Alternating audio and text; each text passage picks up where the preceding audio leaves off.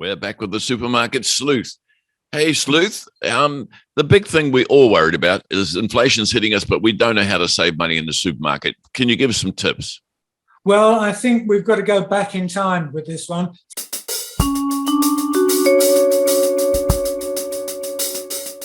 Think about what your parents or grandparents, how they cooked a meal and what the meals were like. Now, they used to have ways of really getting good meals, but it didn't cost a lot. How do they do it? Well, look at meat. Now, we do need meat because it's protein, but you don't need a lot of meat. So think about stews, think about pies. Think about an example, the Cornish pasty that comes from southwest England.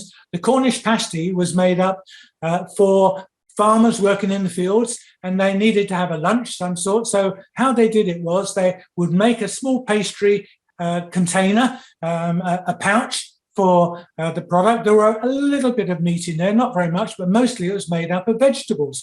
So vegetables are a cheap way through. Maybe because we're in wintertime and the weather's a bit iffy, it may not always be practical to buy fresh vegetables, but frozen vegetables are really good and a way around it that you can get. So put a lot of vegetables in and put a little bit of meat, and if necessary to the side, do something like mashed potato, add a little bit of gravy to the mashed potato to get a bit more flavor, and do things like this. So pies, stews are another way to do it. A little bit of meat in the stew, perhaps some dumplings like we used to have that you can make. Ask Gran how she made her dumplings. These fill you up, and obviously vegetables. So stews, soups, adding dumplings or potatoes in the soup.